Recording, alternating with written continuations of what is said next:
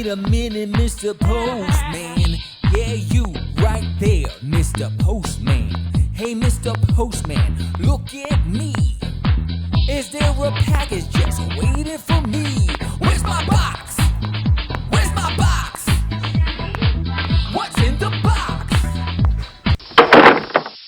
Hello, and welcome to another episode of What's in the Box. This is a show where independents rule because what they create is so darn cool. So, on this episode of What's in the Box, I have two books. I have The Monster Men, Heart of Wrath, Part 1 of 3. So it's Edgar Rice Burroughs' universe. And this is published through American Mythology Productions. And this is number 1. And I also have OffWorld, which is a double-sided feature. And this is by Antarctic Press. And it's OffWorld. And this is Hazel, Deep Block Terror Squad by Colin Fogel. And then the other side is Interstellar Dust. So it's Offworld, but Interstellar Dust. C.J. Hudson and Igor Wolski are the guys, creative team behind that. So, and then in Monster Men, there's like a short snippet of Zorro in the back. So, let's begin, shall we? So Monster Men's pretty cool. So what's good about this is that they give you a backstory here. In the backstory, they talk about this guy named Townsend Harper, who falls in love with some woman on a train, and he goes after her. He's in search of her, and he goes to this far-off place in search of her, and then he's abducted and taken and experimented on, and there's a place where these diabolical scientists are creating these monsters, and they make him out to be a monster, and he's held captive for a while until, because he's ambushed, he loses his memory. He goes, so he has amnesia, so he doesn't know who he is. And it wasn't until some time have passed and he got his memory back. So anyway, he reunites with, she falls in love with him anyway. They reunite. There was a doctor, that evil doctor, that was in love with the girl that he's in love with and wanted her, but she fell in love with him anyway, even though he was a monster. And now that he's human, back to normal, they both go back to the island to look for this genetically engineered monster named Number 13. And because he wants to know, if I was supposed to be number 13, there has to be a number 13. Let's go look for him. I said 13. And so they go back into the jungle to look for 13. So that's the question that I have to ask. You just got your life back. You were held captive. You were tortured. You were made out to be a monster. You got the woman of your dreams, and now you go back? Oy, Chihuahua. Saying it so. So anyway, it goes back to the jungle. He has guides and militiamen that go with him, and one is very loyal. He's a Chinese man that worked on the railroad, that he was able to get him into the U.S. and get his papers, so he's loyal to him, so he goes with him. They lose 2 men to Number 13, who comes out and attacks them. And, she was kidnapped. The love of his life was kidnapped before, and they both got out. But so they go back together. So he not only risked his life, he risked the love of his life, as well as his loyal guide, his life, after he got his freedom from working on the railroad as a slave. You know what I'm saying? Why? Why even do it?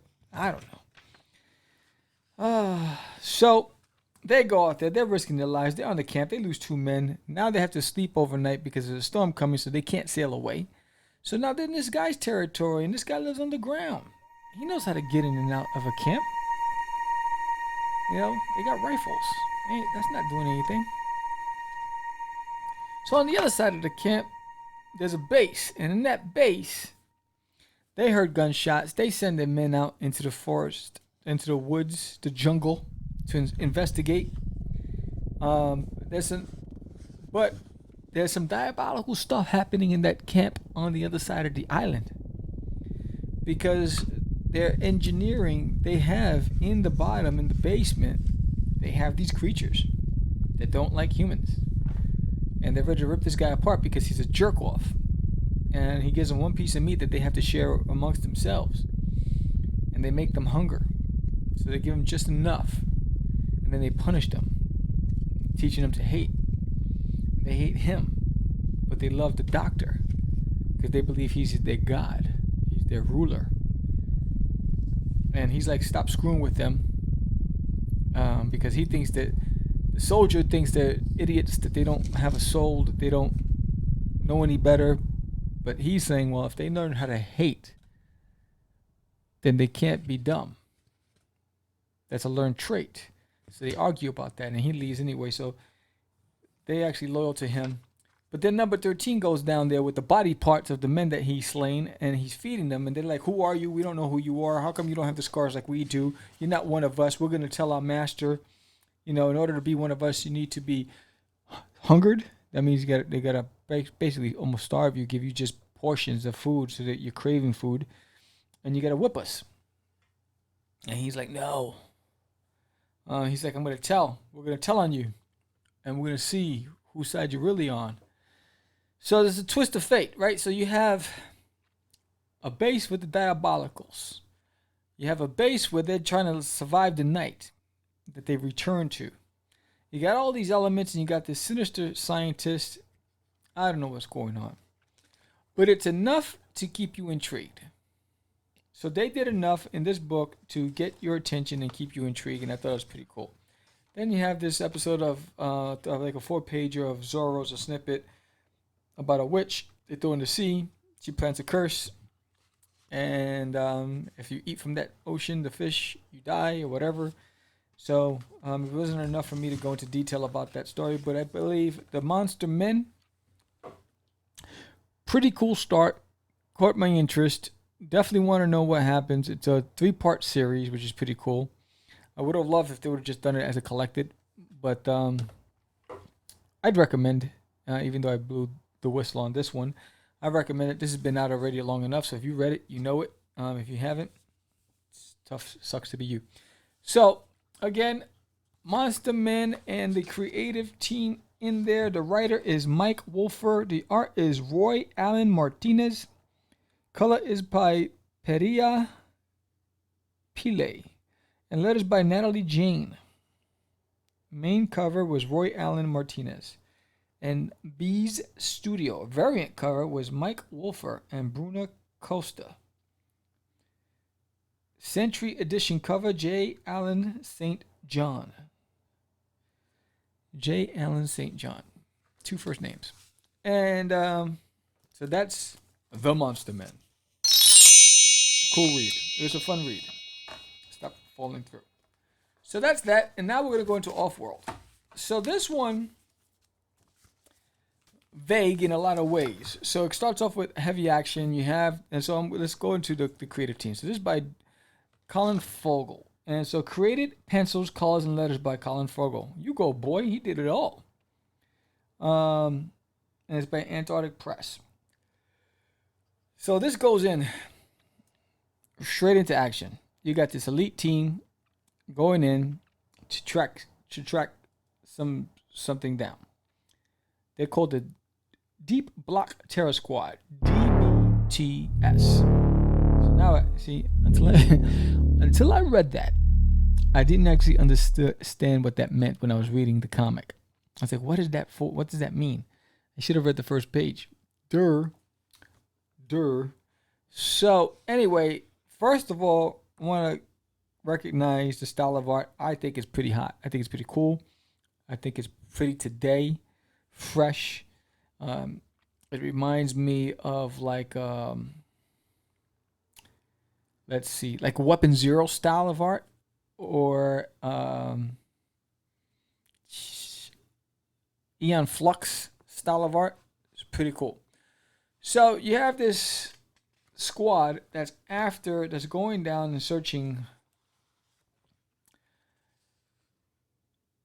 the Deep Black Tail Squad. They're going in searching for some criminal elements or whatever it is, and they're supposed to be stealthy, right? Covert, and they're going in. It's a group of 4, and the scenes are pretty cool.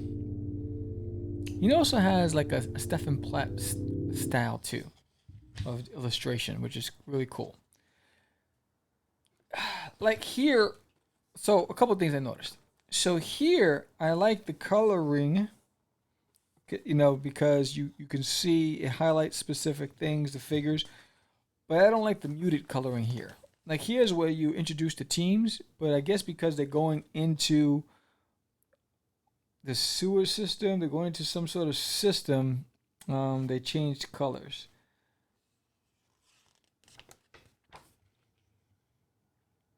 Yeah. Anyway, so they go down there, and they're supposed to be. So you have Chloe, who's the team engineer. Jinx is the man at arms. You got Swan as this team scout, and Hazel is the officer.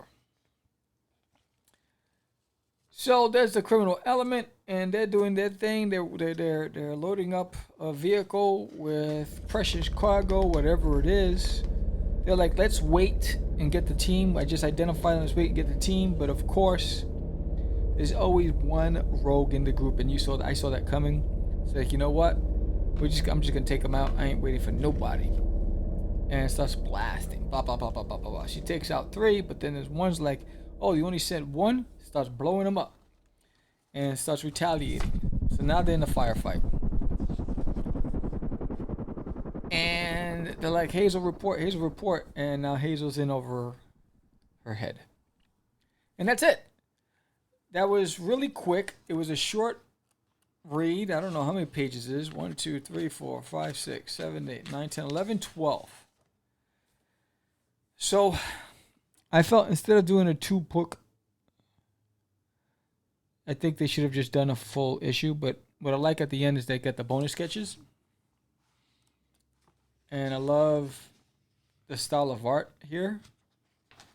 And you got some character designs at the back. Concept art, bonus art. And that was it. So it's really fast read. It doesn't really tell you much. You just have this guns blazing team that's after some criminal element, and that was it.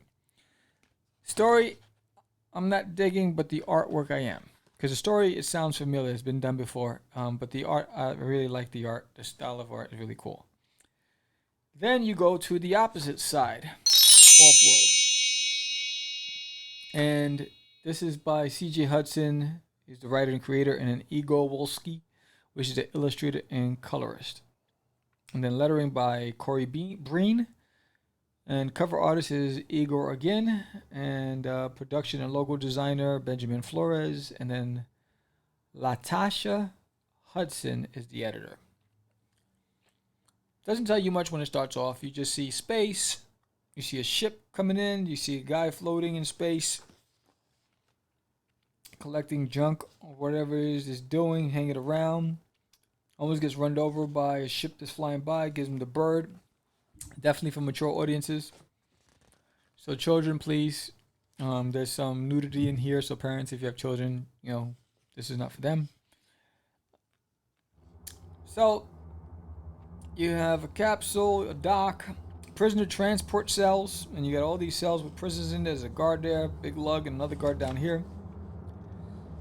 And you got a hippo there. You got a meditating guy there, a monk. Someone's on the potty. You got this guy's pissed off. He doesn't want to be in there. All these different prisoners. And then it says 26 days ago. So this is the past. This is the present. Obviously, they're locked up, whoever it is.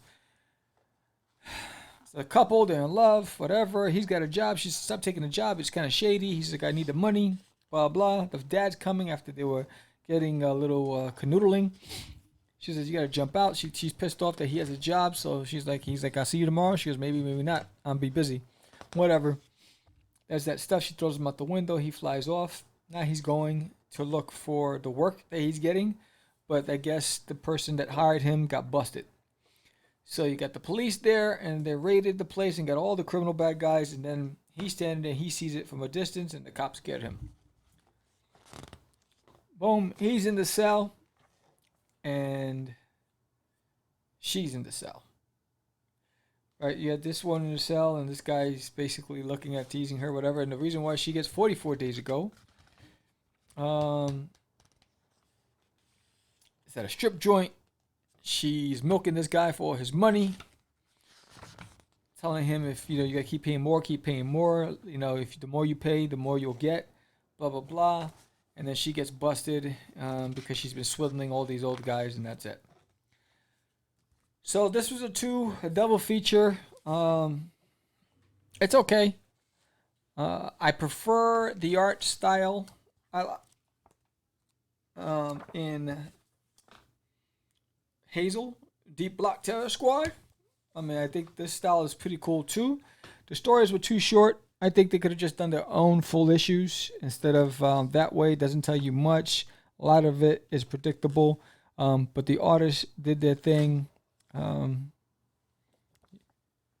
You tell me what you thought about this book. If you read it, you tell me what you thought about the book. Did you like it? Did you not like it? But it didn't stand out as much as Monster Men did. And that's that. So that's another episode of What's in the Box. I'll leave them here so you can see the two covers like I always do. I don't know why I keep taking them off. And if you want your book on What's in the Box, just email me at contact@catchthecraze.com. That's contact@catchthecraze.com. Send me a PDF. If you want to send a hard copy, email me there, and I'll send you the P.O. Box where to send it to. And we'll get your book featured on What's in the Box. If you want to be interviewed on Catch the Craze podcast, same thing. Contact us. Let us know why you want to be interviewed. Send us your book or whatever you've done. If you're a musician, whatever. But for comic guys, send it over, and we will get you booked on Catch the Craze podcast. Now, we have a Kickstarter going on right now. Go over to Kickstarter and support and make a pledge. We need you to make our goal. Catch the Crazies is our newest series, and it's my first Kickstarter, and we need your help. Let's, the more you get involved, the easier it will be to catch the Crazies, because we need an army to catch them, because there's some slick little buggers.